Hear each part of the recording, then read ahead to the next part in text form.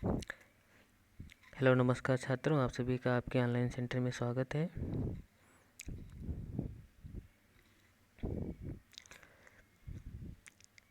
जितने भी छात्र क्लास को देख पा रहे हैं सभी छात्र क्या करेंगे, चैनल को सब्सक्राइब कर लेंगे, ओके, जिससे कि आपके पास क्लास का नोटिफिकेशन पहुंच सके।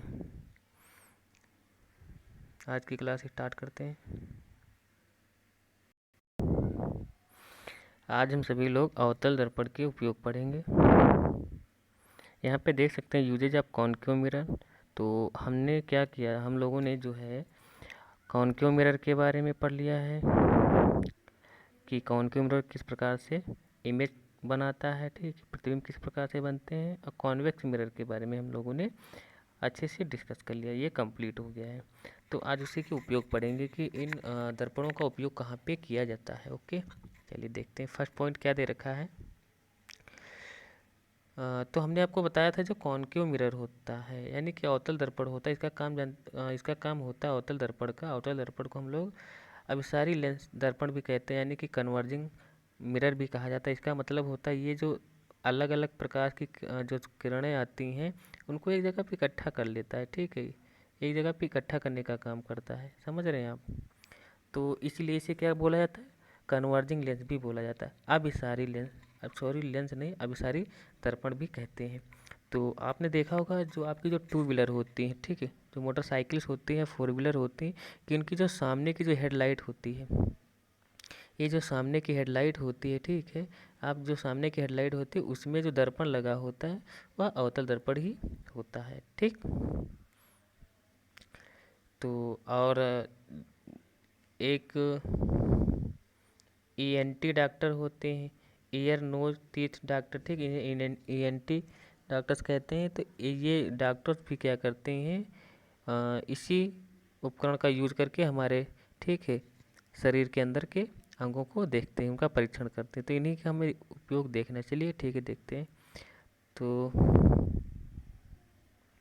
पॉइंट 1 लिखा हुआ है, अधिक फोकस दूरी तथा बड़े द्वारक का अवतल दर्पण हजामत बनाने के काम आता है। देखिए हमने कल क्या पढ़ा था, लास्ट पॉइंट, बैक क्लास में हमने लास्ट पॉइंट पढ़ा था अवतल दर्पण का। छठा पॉइंट क्या पढ़ा था, जब वस्तु को कहाँ पे रख दिया जाए, जब वस्तु को, ये वक्रता केंद्र सी था, ये फोकस बिंदु एफ था, ये ध्रुव था, ये M1, ये मिरर के हो गए पार्ट M1 M2, ठीक, M1, ओके, ठीक, M डैश जो भी मान सकते हैं आप, ठीक। इसे हम आगे तरफ बढ़ा लेते हैं। तो हमने क्या देखा था, वस्तु को जो हम फोकस तथा ध्रुव के मध्य यहाँ पे कहीं पे रखते हैं। तो जब वस्तु को यहाँ पे रखते थे तो क्या होता था, तो हमने क्या देखा था, प्रतिबिंब कहीं ये टकराने के बाद, ठीक, इस प्रकार से ऐसे, और ये यहाँ से ऐसे इस प्रकार से, ठीक। तो ये इसको जब पीछे बढ़ाते थे तो यहाँ पे कहीं वस्तु बनती, सॉरी, प्रतिबिंब बनता था, यहाँ पे प्रतिबिंब बनता था। तो आपने क्या देखा था, वस्तु का प्रतिबिंब कैसा बनता था, सीधा वस्तु से बहुत बड़ा बनता था। तो आपने देखा होगा घरों में जब पापा, कहने का तो दादा पापा जो भी हैं आपके भाई लोग, ठीक है, ठीक भाई, सॉरी, ठीक, तो वो लोग जब दाढ़ी बनाते हैं तो कौन सा यूज़ करते हैं चीज़, दर्पण, वो अवतल दर्पण। क्यों, क्योंकि जब अवतल दर्पण को जितना पास लाएंगे अपने चेहरे के, ठीक है, वह उतना ही क्या करेगा, वस्तु का प्रतिबिंब उतना ही बड़ा बनाता है। क्लियर है। इसलिए हम लोग, या कहने का मतलब जो हजामत यानी कि जो दाढ़ी बनाने वाले जो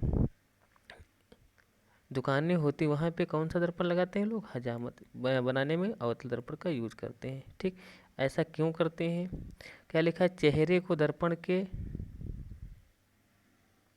ध्रुव व फोकस के बीच रखने पे चेहरे का बड़ा सीधा आभासी प्रतिबिंब दिखाई देता है, जिससे छोटे छोटे बाल बड़े दिखाई देते हैं, ठीक। यहाँ पे बाल लिख लेंगे, ठीक है, छोटे छोटे बाल भी क्या दिखाई देने लगते हैं, बड़े दिखाई देते हैं। अतः इस दर्पण से हजामत या दाढ़ी अच्छे से बनाई जा सकती है। ओके, तो ये हो गया पहला यूज। सेकेंड यूज देखते हैं।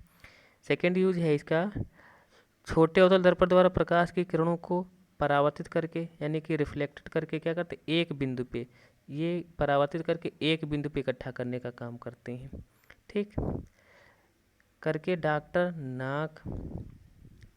आँख, नाक, दांत, गले आदि का क्या करते हैं, टेस्ट लेते हैं। ओके, टेस्ट लेते हैं। नेक्स्ट देखते हैं क्या लिखा हुआ है, टेबल लैंप के बारे में लिखा हुआ है। आपने देखा टेबल लैंप आपने देखी होगी, ठीक है। इस प्रकार से टेबल लैंप होती है, ठीक है, घरों में हम लोग यहाँ पे, ठीक। तो ये टेबल लैंप क्या करता है, कुछ एरिया तक ही क्या करता है, कुछ एरिया तक ही प्रकाश को डालता है नहीं डालता, ठीक। वहाँ भी कौन सा लगा होता है, दर्पण, अवतल दर्पण का यूज करते हैं।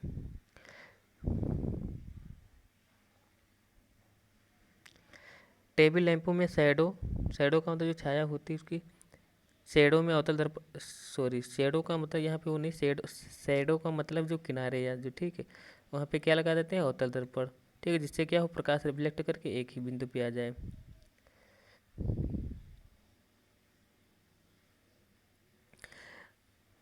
दर्पण लगाने से थोड़े स्थान के लिए अधिक प्रकाशित किया जाता है, यानी कुछ एक ही पॉइंट पे प्रकाश को, ज़्यादा से ज़्यादा प्रकाश को लाया जा सकता है। ओके, नेक्स्ट देखते हैं।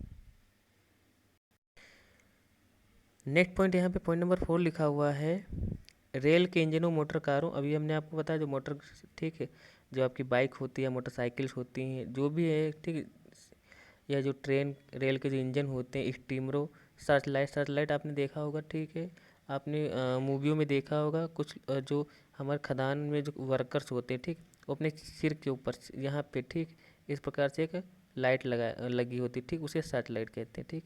लैंपों को अवतल दर्पण के फोकस पर रखकर समांतर किरण पुंज प्राप्त किया जाता है, जो बहुत दूर तक वस्तु को प्रकाशित करता है। क्लियर है। तो ये थे अवतल दर्पण के उपयोग, ठीक। अब हम पढ़ेंगे uses of concave mirror, uses of concave mirror, उत्तल दर्पण के उपयोग, ठीक है। तो उत्तल दर्पण करता क्या था, आपको पता है, जानकारी है आपको, उत्तल दर्पण क्या करता है।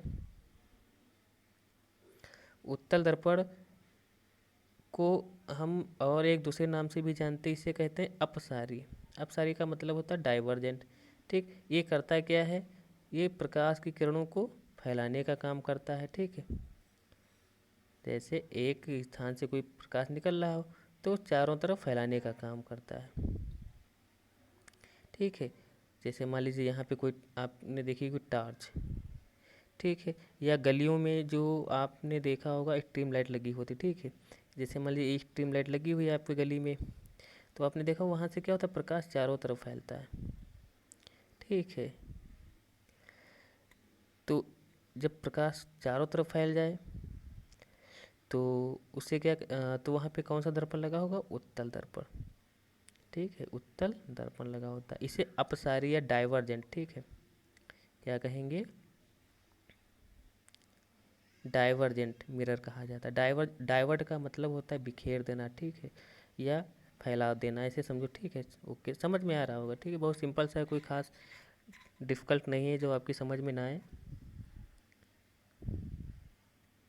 तो फर्स्ट यूज, पहला उपयोग देखते हैं, लिखा उत्तल दर्पण कैसा होता है, अपसारी। अभी बताया ना, अपसारी का मतलब है कि यदि यहाँ से प्रकाश निकल रहा है तो उसको चारों दिश तरफ फैला देना ऐसे, ठीक है। ये मान लीजिए टॉर्च है, ठीक है, क्या कर रहा है, चारों तरफ फैला दे रहा है, इसे क्या कहेंगे, इसलिए इसे क्या बोला जाता है, अपसारी दर्पण कहते हैं। अतः बाजारों, गलियों में लगे लैंपों का प्रकाश उत्तल दर्पण से परावर्तित होकर अपसारी, अपसारी का मतलब फैला हुआ, चारों तरफ फैल जाता है, किरण पुंज के रूप में सड़क के काफ़ी बड़े क्षेत्र को प्रकाशित करता है। जिसे आपने देखा होगा एक स्ट्रीम लाइट लगी होती है, ठीक है, और उसके चारों तरफ का एरिया, काफ़ी दूर तक का एरिया क्या हो जाता है, प्रकाशित हो जाता है। सेकेंड देखते हैं, ट्रकों, बसों और मोटर कारों में ड्राइवर की सीट के पास आपने देखा होगा जो साइड मिरर लगा होता है, ठीक है, जैसे साइड मिरर आपने देखा होगा, ठीक है, बाइक में भी लगा होता है साइड मिरर, ठीक है। साइड मिरर लगे, जो पीछे से कोई बाइक आ रही है उसे हम देखते हैं ना उसमें से, ठीक। तो वो कौन से मिरर होते हैं, वो हमारे उत्तल दर्पण ही होते हैं, पास लगे होते हैं, जिससे ड्राइवर अपने पीछे के बड़े दृश्य क्षेत्र में आने वाले सभी व्यक्तियों तथा गाड़ियों के प्रतिबिंब देख सकता है। ये प्रतिबिंब आकार में कैसे होते हैं, सीधे व छोटे दिखाई देते हैं, ठीक। तो ये थी हमारी उत्तल दर्पण और अवतल दर्पण के उपयोग। अब हम नेक्स्ट देखते हैं आइडेंटिफिकेशन ऑफ मिरर, ठीक है, दर्पण की पहचान कैसे करेंगे, इसके बारे में हमने आपको बताया था, और यहाँ पे टॉपिक दिया हो तो फिर से रिपीट कर देते हैं। लिखा हुआ है आइडेंटिफिकेशन ऑफ मिरर, दर्पणों की पहचान, तो पहला पॉइंट यहाँ पे दे रखा है बाई टच, ठीक, बाई टचिंग यानी स्पर्श करके। तो स्पर्श करके हमने आपको क्या बताया था, जो समतल दर्पण होता है तो सीधी रॉड की तरह होता है, ठीक। आप छू करके उसको ऐसे बता देंगे कि यदि रॉड की तरह है तो क्या होगा, छड़ लाइक स्ट्रक्चर है, तो ये समतल दर्पण होगा। उत्तल दर्पण में क्या होता था, उत्तल दर्पण में आपको बताया है, उत्तल दर्पण का जो किनारे का भाग होता है, उत्तल दर्पण में जो किनारे का भाग होता है वो कैसा होता है, बहुत पतला होता है। मध्य का भाग चौड़ा होता है, समझ रहे हो। मध्य का भाग कैसा होता है, चौड़ा होता है। और जो अवतल दर्पण होता है, तो अवतल दर्पण में आप देख सकते हैं मध्य का भाग क्या है, कम पतला है, और किनारे का भाग क्या है, चौड़ा है। तो छू करके आप ऐसे बता देंगे, क्लियर है। बाकी यहाँ पे जो लिखा है आप उसे पढ़ लीजिएगा, ठीक। नेक्स्ट देखते हैं। तो आज की क्लास यहीं पे समाप्त करते हैं। Okay, thank you, have nice day.